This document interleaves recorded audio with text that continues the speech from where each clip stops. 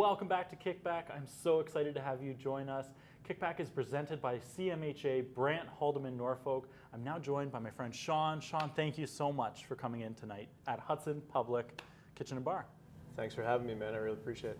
Yeah, and I really appreciate you coming in to share your story, your personal journey, and yeah, we can jump right in. I just wanted to touch on like the early days of your story of when it felt like maybe alcohol wasn't helping you anymore. It wasn't helping you, but it was starting to hinder you, and what that was like for you to kind of make that transition.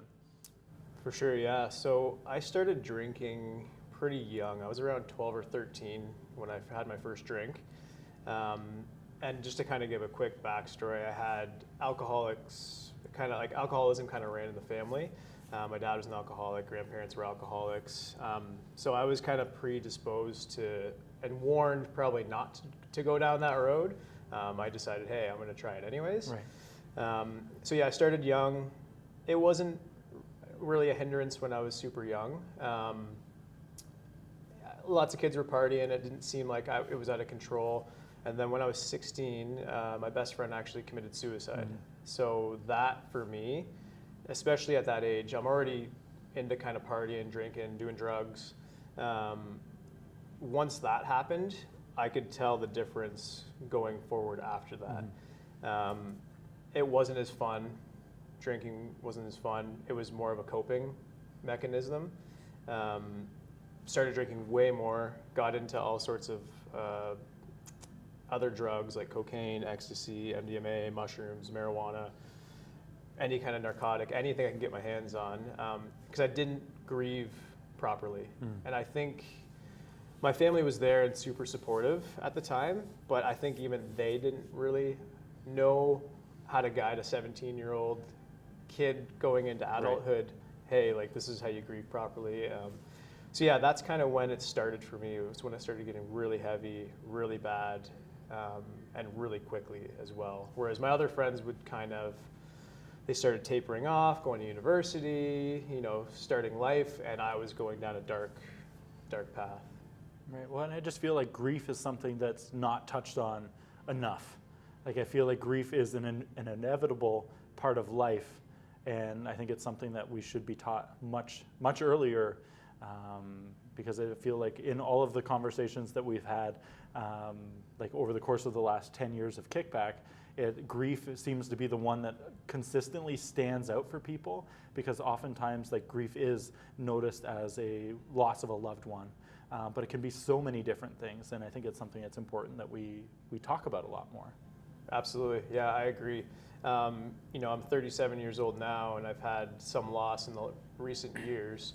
And I still don't know if I'm dealing with it properly. Right. So I look back to my 16-year-old self and go, man, he was very, very lost and just didn't have the right kind of guidance to help possibly navigate a little better than I did, right? Right. And before becoming a dad, what was going on in your mental health that alcohol was maybe masking? So I've been sober. I got sober on August 10th, 2015. I know the exact date because that is a pretty important date. Right. Yeah. In my life. So I've just passed 10 years of sobriety. And the amazing thing is my boys, my family haven't seen me drink right. or use drugs. So I was really able to kind of clean up my act and get it together before I got into a relationship, before I started having kids, before I had other responsibilities. I can't even imagine getting into a relationship or having a kid and being in full-blown addiction. Mm-hmm. Like I couldn't look after myself. Right. Like my life was an absolute disaster. And I just can't even imagine, getting into those super important things in life, having the kid, getting married, buying a house, starting a business. I wouldn't be able to deal with any of it. So it's a pretty amazing feeling for me that I was able to kind of get it under control prior to all those things happening. Right. And what was that moment? Was it one moment where you're like, I need to change? Or was it multiple things that kind of built up? Yeah, so there was I had many instances where I kind of knew I shouldn't be doing it. Mm-hmm. I just couldn't stop. I think once I got that snowball kind of rolling in addiction and you're so deep into it, you can't see out. Mm-hmm. You're in this vicious circle where it's like, okay, I'll sober up. Oh, I feel pretty good. Oh, I'm like maybe a month clean, and then I'm gonna go out and have a drink with my friends. And then 3 months later, I'm in the hospital, Mm-hmm. I'm in rehab, I'm in the jail cell, I'm in detox, Right. all of the above, right? And you just keep getting into this circle, and I could not, for the life of me, get out of it. So near the end of my addiction in 2015, I ended up, my health was really, really bad. So I was in and out of the hospital quite a bit, and detox, rehab, and the doctor looked at me and said, Shawn, you're not going to see 28 years old. Mm-hmm. I was 27 at the time. And the crazy part is I didn't care. I said, cool, can I leave? He said, yes, you can leave. So my health was so bad, I started to get, it's called alcoholic hepatitis of the liver. It's the stage before cirrhosis. Mm-hmm. I just didn't care. I had no purpose. I just wanted to be done. That's how deep it got, which is not like me. I'm a super positive guy. Yeah, I love yeah. life. Like Yeah. I love laughing. I love having a good time. But I was so done with it because I was like, I can't get out of this Right. this circle. It's just I can't You're get out of it. I'm trapped. Right. I'm trapped. Right. So for me, I had a I don't want to say supernatural. Yeah, I had a supernatural moment. I got invited to a church in town here. I'll say the name, Freedom House. Yeah. I'm sure you know the guys at Yeah. Freedom House. Yeah. Yeah, I got invited out there, and at first I kind of just laughed. Like I balked and laughed. I was like, oh, church, oh yeah, that sounds like a great idea. Like Yeah. I'm gonna go in flames if I go in there. Mm. And then I wasn't gonna go, and I ended up going. And I remember sitting in the service, I went to the back, and I got connected with a friend from there who went through a similar thing in his life. And he's like, just sit at the back, enjoy the music. And I was like, okay, cool, I can do that. And as soon as the worship music came on, I lost my mind. Like I just started crying. I cried the entire service. And then my buddy took me aside after the service and just said, hey, how was that? And I was like, well, I just cried, so I don't know what that means, but Yeah. I was just crying the whole time. And he's like, that's the Holy Spirit working in me. And I was like, okay, sure. I don't know what that means, but he took me aside. He prayed for me. I remember leaving that day. I was actually just down Market Street here when Freedom Right. House was there. And I walked out of there, and I still tell the story to this day because I walked out and I looked at the trees. The trees looked really, really green. The sky looked really, really blue. Everything just looked more vibrant and like alive. And I just walked away. I was like, I'm not sure what happened there, Right. but I feel like there's a chance. Right. I stumbled a few times. It was only a couple months. I stumbled a couple more times, and then I ended up, getting sober August 10th of 2015, and I got baptized later that week. And I lived in the shelter downtown, moved there for 6 months. They helped me kind of get out on my own, and then I just took off from there. Right, and I think a lot of people don't realize is that this is a lifelong journey for you. It doesn't just stop, right? It's something that you continually work at and navigate. 100%. Yeah, it's. I do feel like I'm at a point now where I'm not bothered if there was like an alcoholic beverage here or someone who's doing drugs. But yeah, 100%. You got to work on it every day. So for me, there's a few big things. I say it's the four F's. We got faith is number one, family number two, and then fitness and finance. So a big thing for me, well, obviously, faith and family is my fitness journey. So when at 27, I was really out of shape, really unhealthy, and I was always an athlete, so I kind of missed that. So I was like, I need to get back into that. So I really traded one kind of addiction for another one, but a more positive, Right. healthy one, Yeah. right? So Yeah. something that's going to help me clear my mind, keep me focused, help me with my depression, my anxiety, all the above, right? So those are the four F's. Like, yeah, the family, faith, family, fitness, and finance, right? yeah. Working on one of those or all of those things on a daily basis to kind of continue on the path Right. that I'm on. Shawn, how did the work that you did leading up to the point of meeting your lovely wife, having your kids, how does that change how you show up now as a dad for them? Yeah, I mean, if I hadn't done those things, there's no way I could be the dad that I am today without putting in a lot of work on myself. I started drinking and using drugs at such a young age, and doing that for almost 15 years. If I ended up just having a kid and I was still in it, I couldn't do what I do today and have the patience and have the knowledge to be able to be a good husband, to be a good dad, to be a good friend.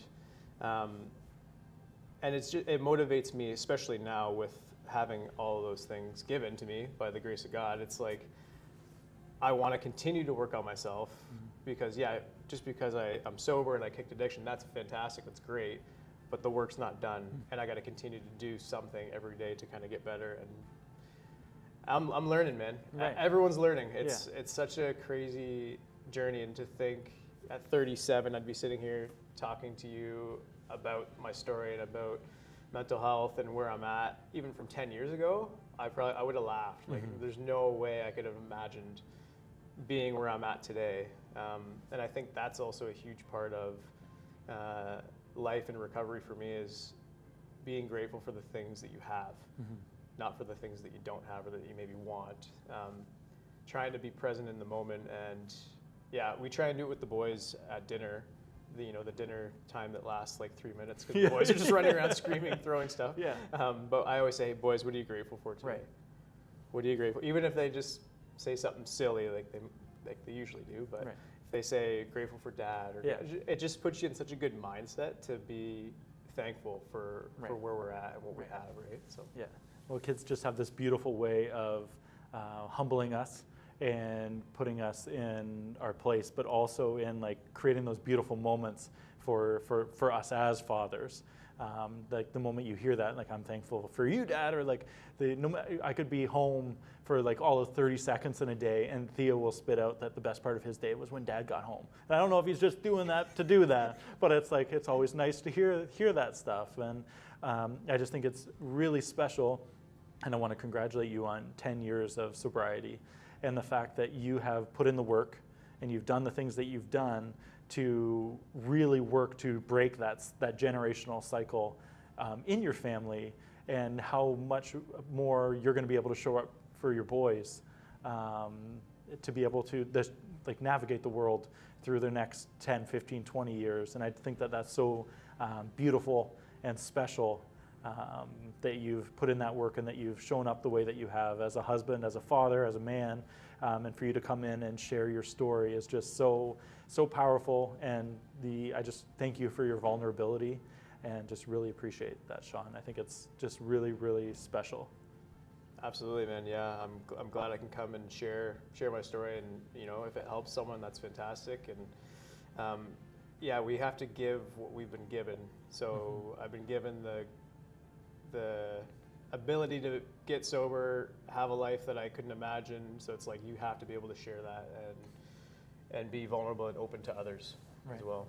And looking back, what would you tell your like younger self, maybe your 16-year-old self now, having gone through the journey, becoming a husband, becoming a father, and doing all of that sober? What would you tell your 16-year-old self if you could have that moment with them? Oh man, I just picturing that 16-year-old kid, like, the first thing I would do, I would just give him the biggest hug. Because man, he was hurting. He was so hurting. I had no idea what the heck I was doing.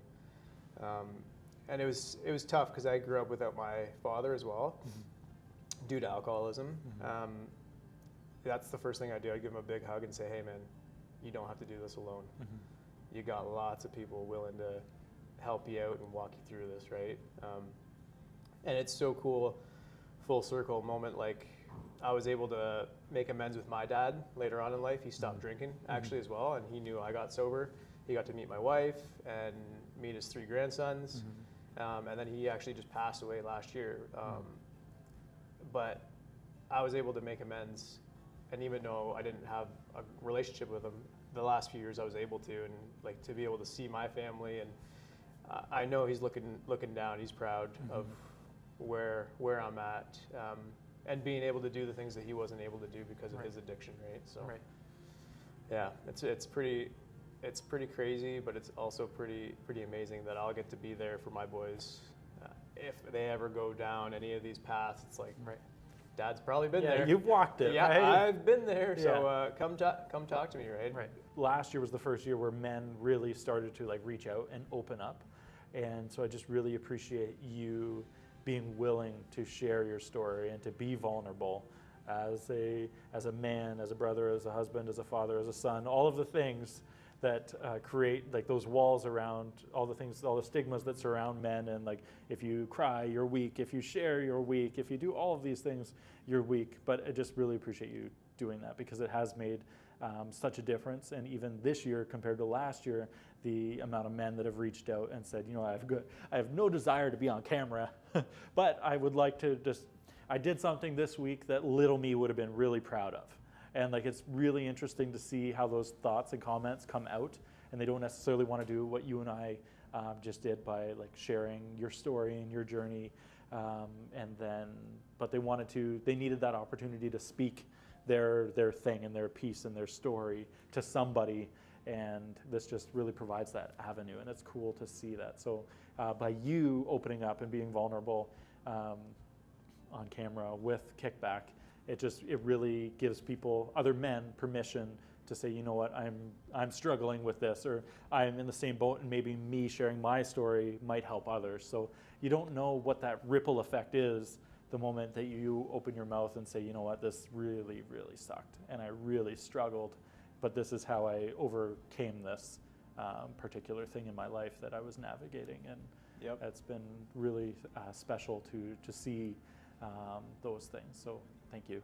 Yeah, no, I agree. It's there's no shame in people struggle, man. People Yeah. are people. People make mistakes. People get into stuff they probably shouldn't, and Right. go down paths that they probably wish they didn't. Right. And then you're in a spot, right? But it's like everyone has stuff that they deal with, so it's there's no shame. I like sharing my story. Yeah. I'm pretty open with it. Mhm. Anyone that knows me, it's like I might not just be like, "Hi, I'm Shawn. I used to be an alcoholic and a drug addict. Let's talk more." No, I'm like, but like eventually it comes up Right. in conversation, and you can share. And people are like, "Oh wow, I would have no idea. Right. That's crazy." But it's because I think for me, it's like I never know who I'm gonna meet. Mhm. I never know what you're going through. Right. Maybe you're in a deep depression, or you're struggling Right. with drinking right Yeah. now, and then you're like, "Oh my gosh, like, can we talk more?" Right. And it's Yeah. like, yeah, absolutely. Right. Like, I remember when I first got sober, and I don't know if I made an announcement, or I started telling some people, and people found out, "Oh, Shawn like got sober or Right. whatever," and I think people were shocked. Right. First of all, because I was always out partying, doing stuff, and but then years later, I have old friends reaching out, like, "Man, I need help. Like, I don't Right. know. I don't know gotta what get to out of do. this." Yeah, I don't know Yeah. what to do. What'd you do? How do I navigate this?" And I'm always just like, "Call me. Right. Let's go for coffee. I'll tell you exactly what I did. Mhm. Like, I'll do my best to help you." But the thing with addiction too, a good buddy of mine said this, is like, you can't want someone's freedom more than they want it themselves. So I've had lots of guys reach out over the years, but it's like, I go and talk to them, and I say, "You're not ready, man." Right. I'm just being honest. Like, Right. you're not ready for it. Which sucks, because you want to help someone Right. so Yeah. badly. You just want to Yeah. shake them and be like, "Come on, man, like, Yeah. there's such a better life." But like, you can't. Right. They got to figure it out, right? And as long as you're there and just say, "Hey, I'm an open door. You got my number. Call me anytime." You just got to be available and be vulnerable with people, right? So, Right. yeah. So this is great. I love that you had me. I appreciate it. Yeah. I hope there's lots of stories and lots of people get help, and it's super cool what you guys are doing. Yeah. Well, in the dads group that we did, one of the dads that had come, and I've known him for forever, he shared that it was something that he struggled with, and that's like part of his story in the past. Then one of the other ones spoke up and started to share, and they had recently just started like the program, and all of a sudden they turned, like, the bond between them grew like instantly, in that they had that lived experience. And I love the camaraderie inside of like AA, and just the individuals that have walked that path, that have struggled, and that have come out not necessarily, I don't like necessarily the come out the other side piece, but have become sober I guess, and that all they want to do then is go back and help others. Yep. Right, and they want us to help because, like you just said, like there's so much, like you're shaking that. There's better out here, like come on, but like they want to share that. Yep. But I think it's really interesting that you shared the piece about like you saying, you know what, you're just not ready yet. And I think that there's a lot of people that maybe are watching that have somebody in their life that is struggling with addiction in some way. But you can't you can't force anybody into anything. You're probably going to ruin a relationship or make something way worse by forcing something instead of being like, you know what, I can go to my own programs and learn how to navigate this because there are programs for individuals like that have loved ones that are struggling. But you can't force it. No. Right? And it's like, so to hear you say that, I think it's probably disappointing, but also encouraging that like that person needs to be ready to meet in the middle to be able to receive that help, and they can't force it. And if somebody's not ready, they're not going to get it. 100%. That was like me. Like my family wanted me to get sober. Mm-hmm. I wanted to get sober. Right. Like I wanted to, but I wasn't there yet. You know what I mean? So like it sucked when you have family members that are upset because you're drinking and you're carrying on, and it's like I'm not there. I'm not ready, right? Yeah. And I think that's super hard. I can't imagine. I just feel bad for my mom because she was so willingly wanting to help, and like it crushed me seeing her upset, mm-hmm. and I just couldn't get out of that circle. But she just kept trying to, she's like, I can send you here, we can do this. And it was like the best thing for her to do was actually just to let me go. Yeah. Let me go. Mm-hmm. I'll figure it out, right? Mm-hmm. And eventually I did. So it's cool now that she can see me, you know, I'm a husband, I'm a father, and she can see that. It's like, but I still feel awful for all the parents out there. Yeah, especially, I mean, parents, family members in general, just watching someone go through that. And there's literally nothing that you can do. Right.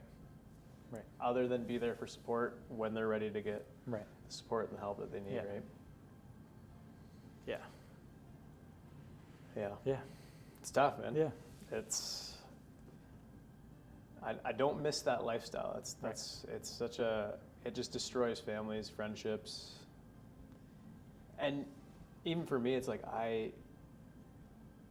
obviously love my family and my friends, but when you're so deep into it, you don't really care. Like deep down you do, but in the moment you're like, I just want to do the things that I'm doing. Right. And I don't want you to say I need help. I don't want you to say you love me because I don't care. I'm stuck here. Leave me alone. Mm-hmm. Right. And then, I feel like, I don't know if it's like an aha moment or like, I don't know. There's no, people talk about like rock bottom. Mm-hmm. I don't feel like there's a rock bottom. I always said I had a shovel and I was just going to keep digging until I couldn't dig anymore. Mm-hmm. Until someone came and went, can I take the shovel from you? And I went, why? I'm like, oh, okay. Yeah. We can go this way now? Right. I don't have to keep digging a hole deeper and deeper. So for me, it wasn't a rock bottom because I went through a lot of rock bottoms, mm-hmm. if you want to call them that. But until someone came by and took the shovel and just said, hey, man, let's go this way. Let's get out of this hole that you're in. Yeah. And it was just, it was a game changer for me. So. Right. And for somebody that's watching, is there anything that you would say to them that maybe is struggling with addiction right now, but is watching you share your story and see you navigating it and coming out into this beautiful life that you have now with your wife and kids? What would you say to somebody that's currently in the middle of the thick of it and struggling with addiction? Yeah, there's a better way. There's a better life for you. And I believe that wholeheartedly for everyone. Mm-hmm. If someone wants it bad enough and they're open to help, I think being super open-minded and just being like, look, I'll do whatever someone tells me to do. Right. If you've been through it, let me just listen, ask for help. There's a better way, man. Right. And the gifts that God will give you on the way up, it just solidifies the fact that there's a better way.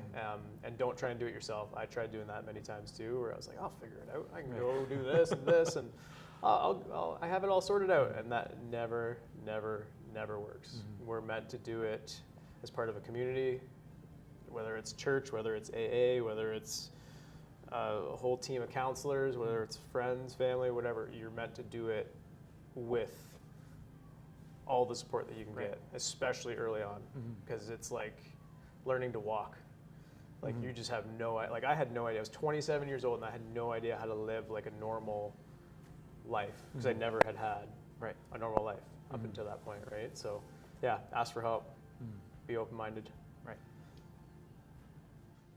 Well, thank you so much, Shawn. I really appreciate you making the time.